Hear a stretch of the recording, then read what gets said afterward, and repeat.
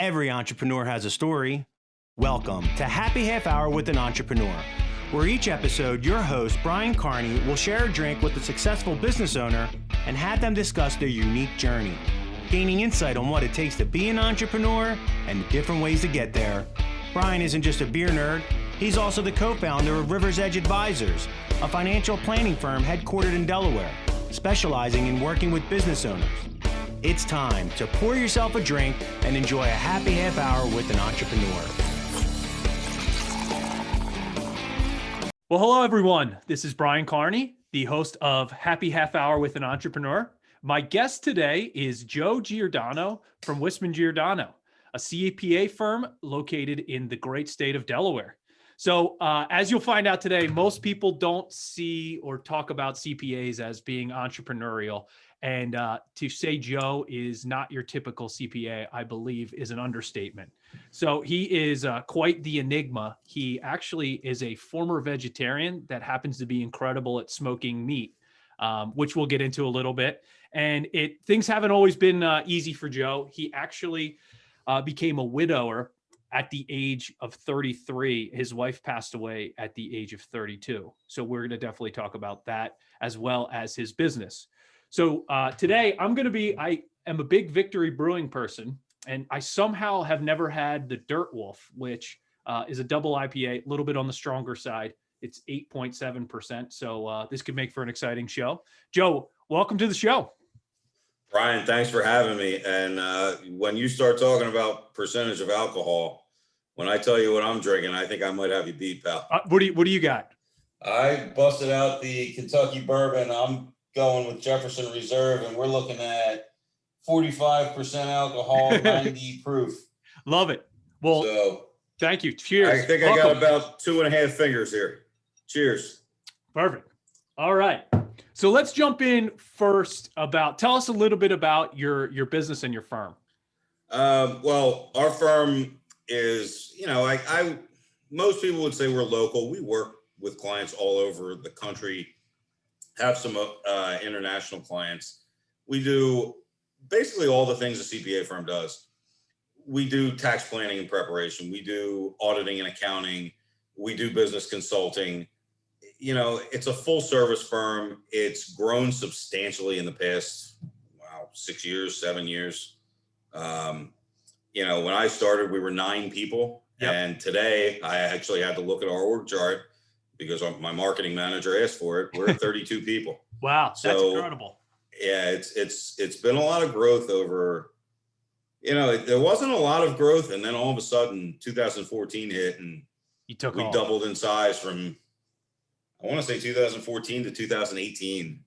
And it's been an exciting journey in that time. Awesome. The firm has changed monumentally since I started. Yeah. So longer than I would like to admit, to tell you the truth. So the firm started before you were born, but your dad is your father one of the original founding members, or how did he get involved? And then he was not. Jim Whisman founded the firm in 1973, and between 1973 and 1995, 96, give or take, I don't have a whole lot of history because that's before my dad's time. Yeah. My father joined the firm in 97, 96, somewhere in that ballpark. He came in as a partner, and there were 3 people at the time. And I guess he bought out Jim Whisman in 2008, 2007. Great. And at that time, he would have been the only owner. So I started with the firm as an intern in 2002, I think. That's great. That doesn't include when I was 12 years old and they had me do filing. Sure, of course. That's off the books. Yeah. No comment. We don't do stuff like that. We've never paid anybody with a $20 bill. Yeah. And I guess he would have been the only partner or owner at that time. So he made me I think he gave me 1%. Yeah. To keep it as an LLC so that he didn't have to go on his Schedule C as a single member LLC. Sure. So how does it happen that you end up becoming the managing partner? Oh, well, I got conned into the business to start with. I was in college and I was planning on going to law school, and I was working construction in the summers with my uncle's company. Okay. And I got hurt. And Tom Dyer, who's a senior manager in our firm, and my father, who I think you know both of them. Sure. They, they were like, oh yeah, why don't you come in after you got hurt? We'll keep you busy the rest of the summer. You'll have a little income. We'll keep you busy.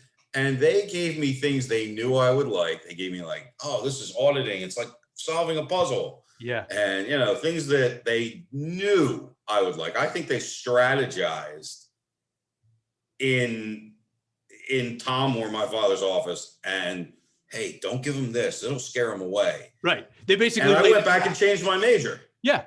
So they laid a trap and you walked right into it. Oh, I was a big dummy. That said, it worked out. The managing partner thing is kind of a funny story. So as you know, we in our industry, there are acquisitions.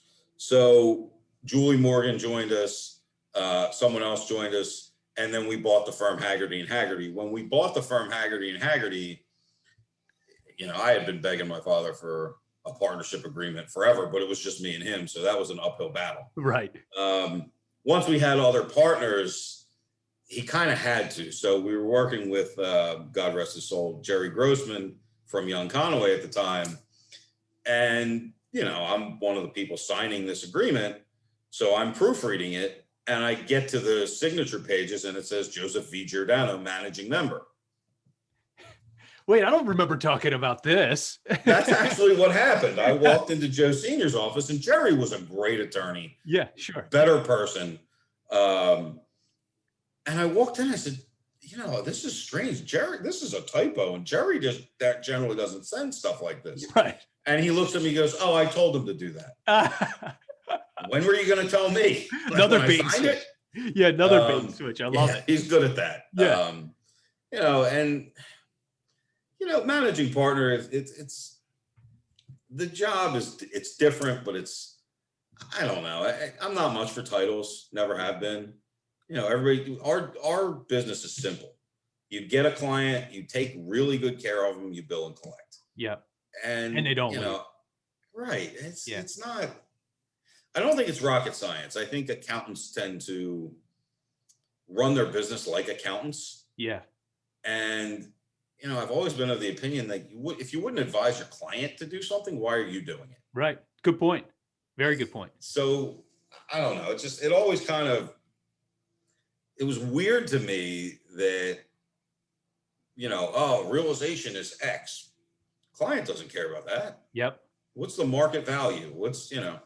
No, it's a good point. So I digress. So you basically, your dad dupes you into becoming an accountant, for lack of a better term. Yeah, more or less.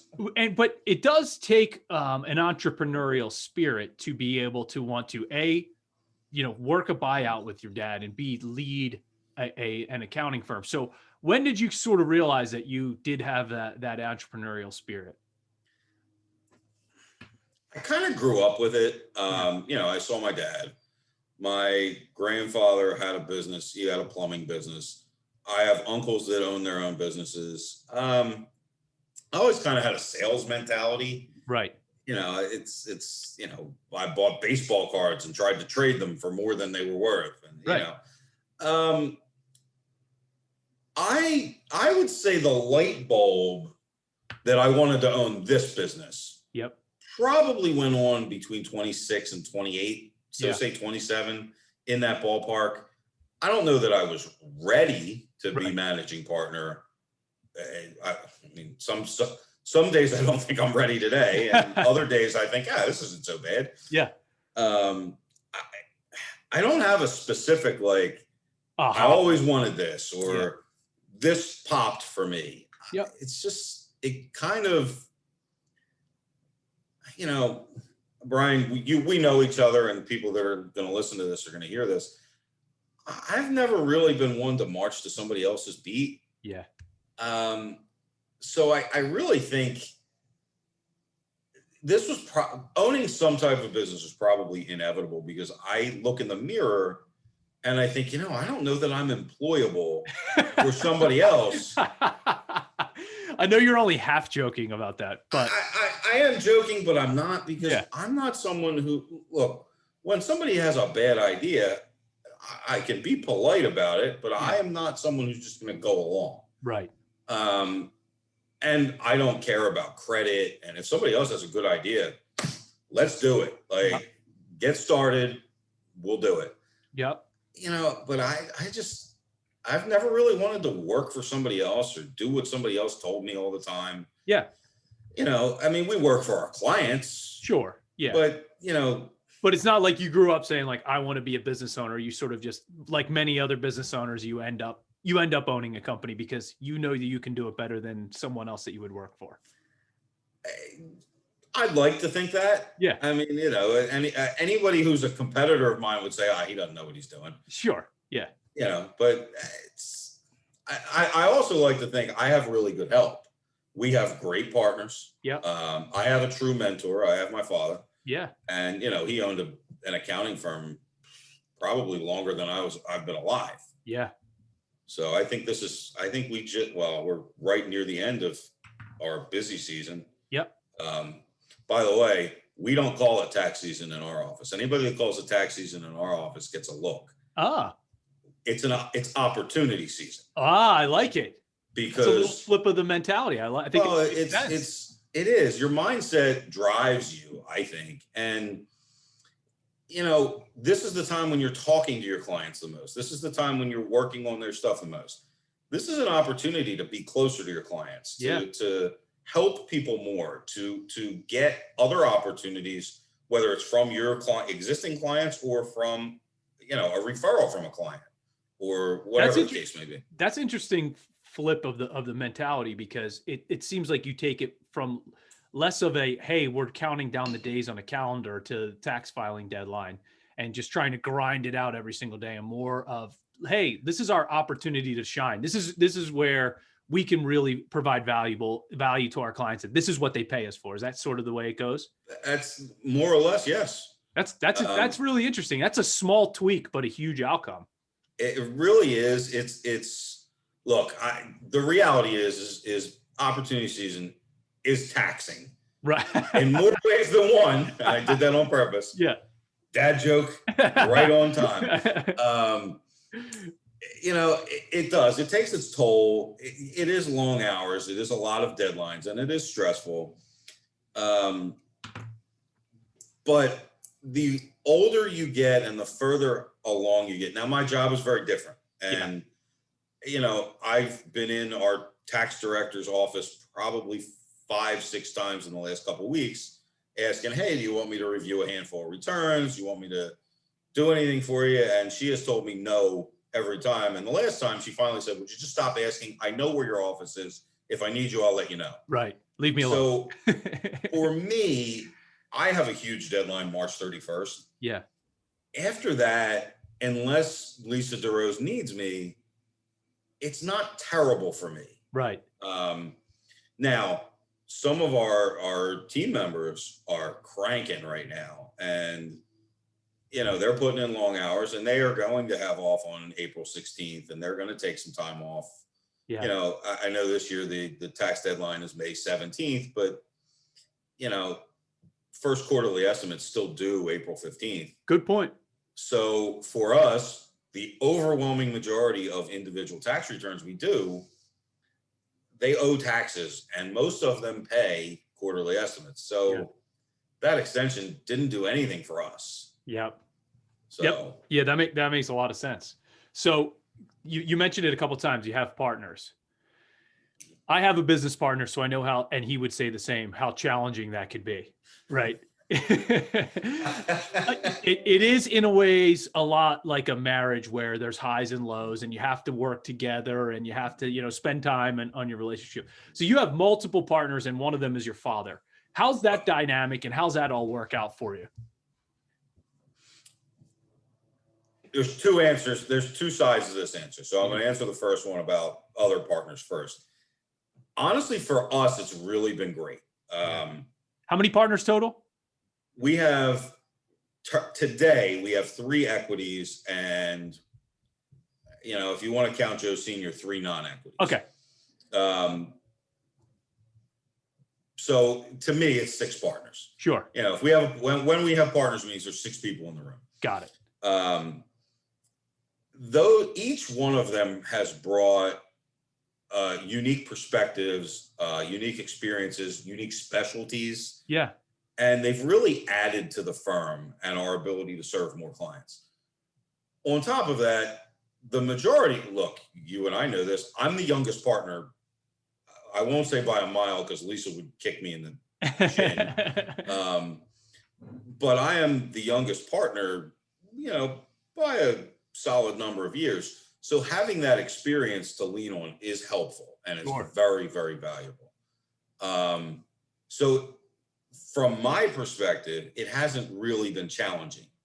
The bigger challenge is working with my father. Now, look, it's a blessing. He's not going to listen to this. Don't worry about it. No, it's fine. I would say anything that I'm going to say to you, I would say to these people. Yeah. I am blessed to see my father almost every day because there are a lot of people that don't get that opportunity. Good point. That said, we're both pretty stubborn and we're both Italian males. So early in my career, I was fired a lot. And by a lot, I mean 27 times my first year. Wow. I mean, it's record breaking. I'm not sure anybody could touch that. That's amazing. But, you know, like the Mark Twain quote goes, you know, when I was 18, my father was the most ignorant man alive. Now that I'm 28, it's amazing what he's learned in 10 years. You know, we find that we agree more than we used to.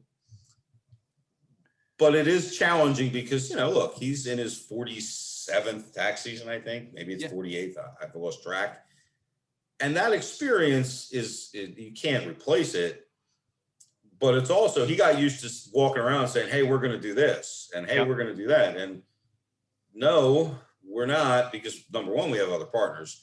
2, I don't always agree. Sure. You know, I'm a millennial. I don't always agree with somebody who's 68 or 69 years old. It's interesting. We've had this theme come up a bunch of times throughout the episodes in the podcast, is that there is a real generational struggle. So, you know, I'm a Gen Xer, right? So I'm I'm a young Gen Xer. I guess technically my group, we're called Zennials because there's like a 3-year gap where there's a group of people. Anyway, but there's a real issue with millennials and baby boomers, especially because baby boomers, oftentimes you hear them say things like, well, we're doing it this way because this is the way we've always done it. And this is the way I did it. And here, you know, a lot of times millennial goes, well, that doesn't make sense. Just because you've done it that way doesn't make sense. So that headbutting is not totally, you know, crazy, you know? That's the most dangerous phrase in the English language.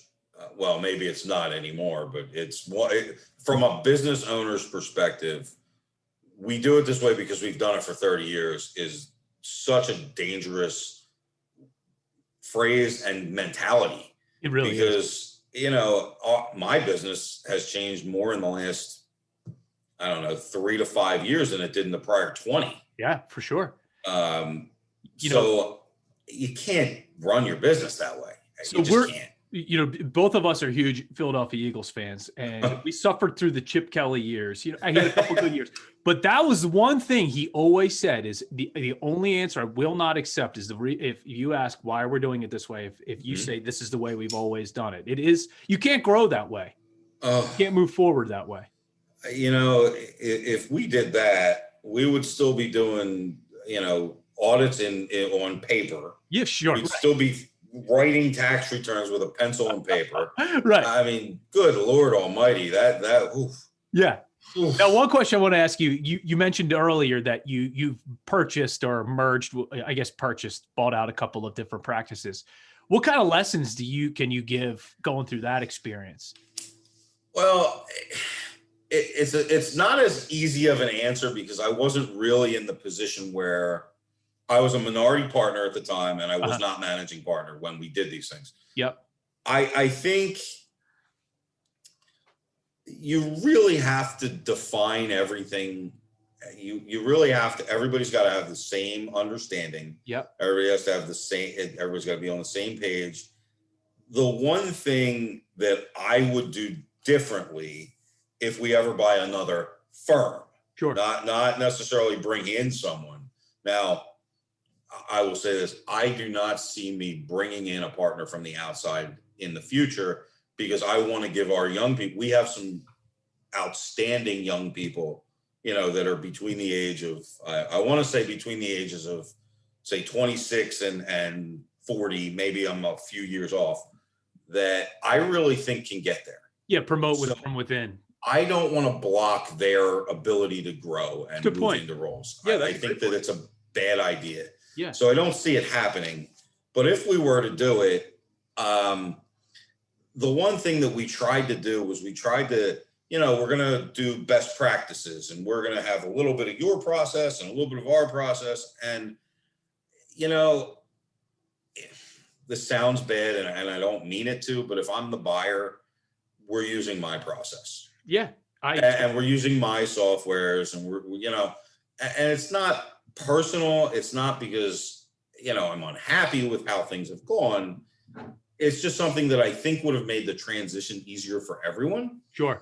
It would have been hard at the beginning for the people switching their process, but it would have been easier for the rest of the people, which was the bigger firm, the acquiring firm. Right. Yeah, that does make sense. If you're buying it, you should that firm should mold into yours. Yeah. It's one of those things where you try to make everybody happy, and that's an impossibility. You just can't. Everyone loses that. Right. Yeah. So what do you see some of the common mistakes that the firm's clients that own companies, your business owner clients, what are some mistakes that you see them making that you would sort of caution other people that own companies to not to do? Well, I think any business owner should build their team first. And that's, CPA, financial planner, attorney, if you have insurance broker, going down the line, I think you need to build your team of advisors. Yeah. Because very rarely is anyone able to be the advisor for everything. Yeah. That doesn't make sense most of the time. Very, very, very rarely. I think I've seen it maybe once in 19 years of a career. Right. Give or take. Maybe. Yeah. But that's the first thing. The thing that frustrates CPAs most is when our clients make decisions to do things that have a major impact, whether it's on taxes or on their business or whatever, without calling us before they finalize a deal. Yeah. And it doesn't mean it's a bad decision. Yeah. But it's really hard to give advice on taxes or hey, you got to be careful of this with this deal. Yeah. Before you do it. Because if this happens, it's going to have a negative impact on your business. Yeah. That's the biggest mistake I see made. Yep. I like to think that as a firm, we've done a better job of getting our clients, hey, call us ahead of time. Let us read the agreement, and we might have a few pointers. Yeah. We're not attorneys. We're not going to look at it from a legal perspective, but. Yeah. You bring up a good point, and I think you talk about the team and building that team and doing things proactively as opposed to reactively.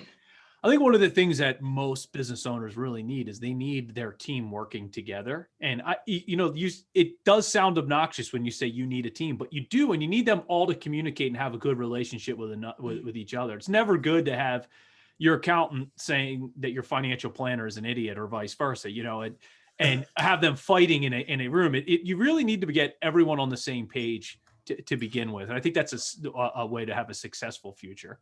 It is. And I've talked to some people about this, and Brian, we have a mutual client or two. Yeah. And I've told them, look, I'm not a financial planner. Right. You cannot ask me what you should be invested in, or, I want to retire by 58. How do I do it? That's not my specialty. Right. And, I often tell people, look, our main job, whether it's us or your attorney, somebody's got to play point guard. Yeah. Somebody's got to bring the ball up the court and find everybody else that should be taking the shot. Yep. Now, I did notice that you didn't say quarterback because you're on record saying that you hate that phrase. Is that accurate? Is that why you use point guard as opposed to quarterback? No, I'm more of a basketball fan than a football fan. Okay. I like football, but Sure. it's the quarterback, especially in today's game. I guess the point guard is the same thing. They tend to not pass as often. I mean, I look at Lamar Jackson and he's running the ball as often as he's passing, Right. which is fine. That works for the Ravens. Yeah. But you lose a little bit on the analogy perspective. I get it. I'm with you. You do. I see point guards as like John Stockton and Maurice Cheeks. Yeah. You know, I don't see point guards like, you know, Stephon Marbury, who took 30 shots to score 30 points a game. Right. Exactly. Love it. You know. So what when you are an accountant, you know, you have the stereotypical, you're a bean counter, you're locked in a closet, you're in spreadsheet heaven, you know, just loving calculating numbers. That role is typically not a way to flex entrepreneurial muscle, right? So how have you been able to scratch your entrepreneurial itch in a, you know, sort of a non-entrepreneurial, stereotypical career, profession? Well, the first thing I would tell you is when we hire people, we hire for culture and fit. Yeah. And culture's critically important to me. It's you know, it's up high on my priority list on how we run the business. Yep. And look, the reality is culture can't be, you know, completely defined by the top because the whole group has to buy in. Yeah. But it is steered. You know, the top of the company has to steer culture. Yep. And the reality is I do not fit in. Now, look, I'm not going to lie to you. You give me some numbers, and there are times when I have an adding machine next to me, and you'll hear the tape going, and you know, I am a nerd. I do like it. But I also, the thing about this business I enjoy most isn't doing the accounting or doing the taxes or, you know, the thing I enjoy most is working with our clients, working with people, knowing what their goals are. You know, some people will say, I don't care about the tax. I want to be highly profitable. Others will say, I don't want to pay any tax, which, you know, if you're not paying taxes, you're not making any money. That's right. Not a good strategy. Yeah. Paying tax is a good problem to have. You know, I have a client that learned from a retired CPA who he used before he hired us. He used to say, it's okay to pay taxes at 25%. Yeah. It's not okay to pay taxes at 35, 40%. Right. So if you can legally, obviously, get yourself into a position where you can plan and make decisions that help your taxes be in that 25 range as opposed to 35 or 40, you know, and I'm using 40 because I truly believe the tax rates are going to go up very soon. Sure. You know, I know right now we're not at 40%, but yeah, I do see that coming. Yep, absolutely. Sooner than later. All right. So obviously it hasn't been all sunshines and rainbows and unicorns for you. No. So we would be remiss if we didn't talk about your wife passed away from, correct me if I'm wrong, the flu at 32 years old. Well, the death certificate says the flu. Yeah. I happen to know because I was spending 16 to 18 hours a day at the hospital. It was MRSA pneumonia that ultimately killed her. Got it. It just ate away at her lungs, and she went into the fibrotic stage of acute respiratory distress syndrome. And unfortunately, it's very similar to the way people die from COVID. Okay. Difficult breathing. Yeah. At one point, the way they explained it to me was, and I can't remember what the procedure was, but they stick a camera down your throat. They look at your lungs, and the doctor at the time just explained it that a healthy lung is like a sponge. It moves around and all that. Her lungs became rock solid. Wow. So yeah, it was, and unfortunately she died in March and went into the hospital in early to mid-February. So, I missed a month of time in our busiest time. Yeah. Which kind of defines our culture a little bit. We have a culture where we're compassionate. We help each other. We pick each other up. Yeah. And, the truth is the firm carried me they definitely carried me for that month and a half. Yeah. And, I like to tell people I was useless for a minimum of 6 months, and it might have been longer. Yeah. So, you're 33 years old, right? Yeah. You expect to have, your whole life with your family and, with your wife ahead of you. And in let's just say the span of 4 to 6 weeks, she goes from perfectly healthy to deceased, right? Mm-hmm. How do you even begin to wrap your head around that? There's another part of that that you may know, but a lot of people don't know. That Christmas time area. Yeah. We had finally decided we were going to start trying to have kids. Oh, wow. So, and my birthday's in that time frame. Our anniversary was in that time frame. Yeah. So we had finally, we were married. I think we were married just shy of 6 years before she died. I guess it would have been 5. I think it was 5 years. It was 2000. 6 years. Okay. 6 years we were married. It would have been 7, I think. I'd have to have my ring. It's got, unfortunately she died 6 years ago. So yeah. It's been so long that it's the memories of when we got married. It's like a blur. Yeah. Yeah, it definitely was a shock. The word train wreck would have described me at that time. I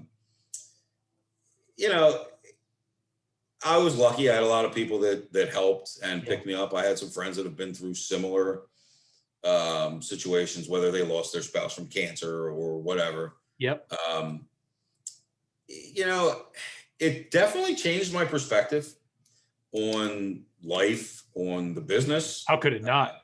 Yeah. Well, I've told some of our younger people that want to be partners someday, if you're married, take that trip with your significant other, because I sacrificed a lot of that. I worked a lot of hours because this is what I wanted. And I always looked at it like I'm making an investment in my career so that I can make sure that our family's taken care of later. Yeah. The money in and of itself, I don't really care about how much. I never had a goal of I want to make this much money by this age. I don't. Yeah. It's not, I want to live comfortably. I'm not going to lie. Yeah. I don't want to be living paycheck to paycheck at this point in my life. But definitely changed my perspective. I don't want our people. Right now, we are all working a lot of hours. Any accountant that's not working a lot of hours has no clients. Right. But I don't want people working Saturdays all year in the summer. Yeah. I used to do that. I used to work nights all summer, and I'd go home at whatever time because I was working. And I live with that regret because I should have taken more trips with Amy. I should have, hey, let's take a long weekend and go to DC or Baltimore, or, let's take that day trip somewhere. Yep. What you're saying is really interesting, because I noticed this from my own personal life, is that a lot of people are always waiting for something like, all right, well, once I get that bonus check, or once I make partner, or once I do this, then we can do X. If I get X, then I can do Y. And what ended up happening is you just swap out X, never do Y, and you put a new X in there. So it's like, once I get partner, we're gonna go on vacation. Well, you never go on that vacation. You buy then it becomes buy a house. So being able to have the clarity to be able to, unfortunately for you, to be able to tell people that, like, hey, do this. I'm telling you, time really is short. I can speak from experience that you should not delay a vacation with your family. Yeah. It's, look, it is what it is. I tell people regularly, Amy's perfectly happy. She's at peace. Me, she left me with all the stuff. Yeah. You know, it is what it is. Yeah. Well, let's talk a little bit about, so you created a fund for her in her memory for Boys and Girls Club? Well, yes. I can't take complete credit for creating it. Okay. At the time, George Krapansky, who's a friend of the family, and we've known him, God, wow, longer than my father's probably known him longer than I've been alive. Yep. Maybe. He was at the time. I think he was still CEO of the Boys and Girls Club of Delaware. Yep. And you know, we were donors. We were always involved over there. And Amy loved kids, loved volunteers, loved the arts, all that kind of stuff. And he actually called my father because I was still a train wreck. And he said, listen, you know, would you be interested in doing something like this? And, you know, Joe Sr. talked to Mom, and then they said, yeah, it'd be a good idea. And then they talked to me because it was a good idea to talk to me together because I was just not. Right. I wasn't in a stable place of mind. Sure. And it's really turned out to be, it's probably the thing I'm most proud of in my life. We've been able to raise a lot of money. We've been able to help people. The truth is I am very passionate about helping other people, which, you know, I don't have the meticulous hands to be a doctor or a nurse or anything like that. Right. So I always looked at it like, well, I'm helping people, whether it's with saving money from taxes or being more profitable or helping them put more money away for retirement, or, hey, call Brian Carney, or, you know, hey, you need to make some investment choices and I'm not the person. Call Brian. Right. Which we always appreciate. Well, I mean, as you know, accounting firms, we generally have a handful of people in your industry, a handful of attorneys, a handful of, you know, everything. Yeah. Because, you know, not everybody's the right fit. Not everybody's, you know, the client has to make the choice themselves. Of course. But yeah, it's been a nice way to keep Amy's memory alive. Amazing. That's good. Congratulations on that. That's huge. Thank you. I've been pretty blessed. I've had some successes in my life. That's the one that, obviously, I would trade the fund to have Amy. Of course. But given that that's not an option, yeah, it's pretty special. It really is. That's awesome. Well, we only have a couple minutes left, and one thing I wanted to talk about is your meat smoking skills, right? So, you know, I have to admit, you inspired me to start smoking meat, but you were a vegetarian for quite some time, and you were still smoking meat. So let's talk about how that works, and then let's talk about let's talk about some tips / what you would recommend people to start if they want to start smoking some meat. You got it. Well, the truth is I was a carnivore all along until Amy died. Mm-hmm. And I put on a lot of weight in that first year after Amy died. Yeah. And I went vegetarian because I really had to get it together. Yeah. You know, I think I got up to something around 285 pounds. Okay. And I'm only 5'7". I was going to say, you're not very tall. That's not acceptable for a guy my height. Yeah. So that was the reason I went vegetarian, was really to drop the weight. And once I got to a certain number, I started eating fish again, and then chicken, and then turkey. And now I'm, you know, I won't say eat whatever I want, but yeah, sure. You know, I grilled a few ribeyes last night. So, perfect. You know, as far as smoking, I started on a Weber Smoky Mountain. Okay. And it was, you know, I think it was a couple $100 at the time. And it was just something that, hey, I need an adult hobby that's healthy. Right. You know, so I started that, and, you know, I would do pork butts and whole chickens and things like that. It's funny because, you know, I used to watch the barbecue shows for little ideas and things like that. And now the smoker I use is a backwoods Fat Boy. Yeah. Which is, I think it's got 2 inches of insulation throughout. The smoker can handle all weather. I cannot. Right. You know, my hands I do not want to be out in the cold weather doing that For 6 hours watching a I brisket just- or whatever it is. Yeah. Not 6 hours. Yeah. Right. Right. When I make brisket, I start it at like midnight so that it can rest. Hopefully it's done by 10:30, 11 o'clock in the morning. Yeah. Sure. You hope, and then it can rest an hour or two. Yeah. Brisket is probably my favorite thing that I cook. Yeah. I don't do it that often because it's a lot of food for one guy. I'm a single guy. Yeah, single guy. A brisket isn't cheap. You get, you spend $150 on a big piece of brisket, and then you got a mound of meat. If you go to SnakeRiverFarms.com, you're spending closer to $250. Right. So it adds up, and I can't eat all that red meat in a week anymore.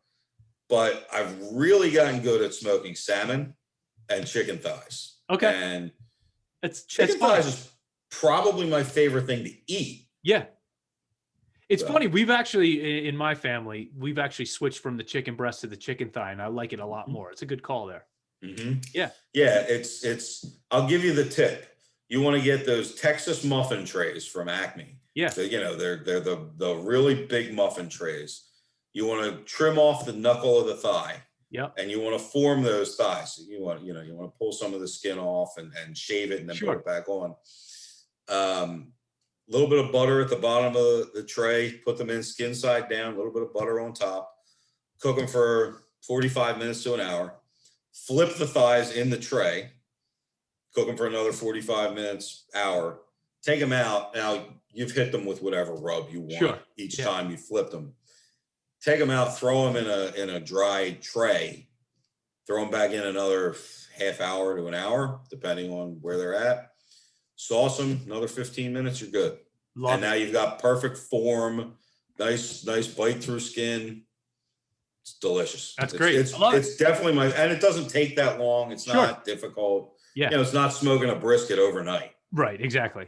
That's high risk, high stakes smoking there. Yeah. It really is. It's fun. Love it. All right. So last question, as we sort of wrap up, if you could go back in time and visit yourself when you were 21, 22, 25, right? What piece of advice would you give to yourself if you could go back in time and make that happen? Well, you want the professional answer or the personal answer? Because there's two different ones. Start with the personal one. The personal one would be get your act together so you can meet somebody like Amy sooner. Right. And then take more trips with her and do more things with her. Yep.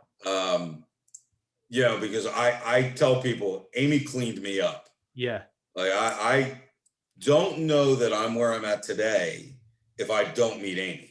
Good. Yeah, that's great. I don't know that happens. I don't know that I get my act together. I don't know. I don't know that I there's two ways you go. Yep.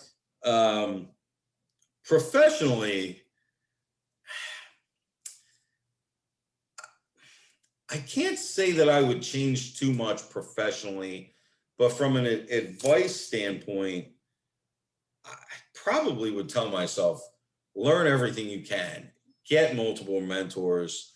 I've been really lucky. We have some nice clients that kind of have taught me a lot of things too. Yeah. So I've learned things from my father. I've learned things from our partners, but I've also learned from our clients. The business owner clients, the CEOs of nonprofits. Sure. Yeah. And it's the thing I would change is I probably would have started networking. I probably started in my mid-20s anyway. Yeah. I probably would have started 22, 23. Yeah. Just to get more knowledge, just to gain more of an understanding and meet more people. Listen and learn. And listening is a very lost art these days. Yeah. You're not kidding. Yeah. But you can learn so much from so many different people. And sometimes you learn things that you don't agree with. Right. I've had some business owners say, I want to do X, Y, and Z. And I go, I don't agree. And here's why, but it's your business. Yeah, you do. Right. Yeah. And that's, everybody's got their own way. There's nothing wrong with, there are certain things that are wrong. Yeah. Like you shouldn't, I don't know, shoot your employees. Right. Pretty obvious. Yeah. Things like that are obvious. But, the way you grow your business, some people want to borrow a lot of money and buy a bunch of companies. Well, go for it. If you think that's the way, you do it. Other people want to grow organically. Yeah. Go for it. Everybody has to do their own. You have to go your own path. Definitely. Well, good.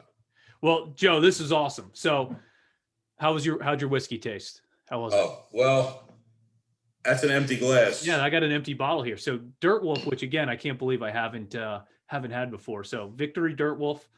I'm going to give this a 4 out of 5 on my scale. So, well, well enough that I didn't have a drink for almost 5 years after Amy died. The fact that I own this should speak volumes. I love it. That's because great. I don't keep a whole lot of booze in the house anymore. It's just not. I haven't needed it. Right. But, well, I'm glad we were able to do that. So thanks so much for coming on. And Brian, thank you for having me. I really appreciate it. Absolutely. This is a blast. If you would like to learn more about Joe's business, Whisman Giordano and Associates, go to whismangiordano.com. If you want to connect with me on the Untapped app, my username is brcarney7, and I'll be giving the Victory Dirt Wolf a 4 out of 5 stars. And to learn more about how my firm helps business owners with their financial planning, visit riversedgeadvisors.com. And finally, to hear past episodes of the podcast, go to happy-half-hour.com. Joe, thanks so much, and cheers to you. Cheers, Brian. Thank you. Enjoyed it. Thank you for listening to Happy Half Hour with an Entrepreneur, sponsored by Rivers Edge Advisors. For more information on how Rivers Edge Advisors can help you, visit their website at riversedgeadvisors.com. If you'd like to connect with Brian Carney for business advice or just to share a beer, follow him on Instagram at riversedgeadvisors_LLC.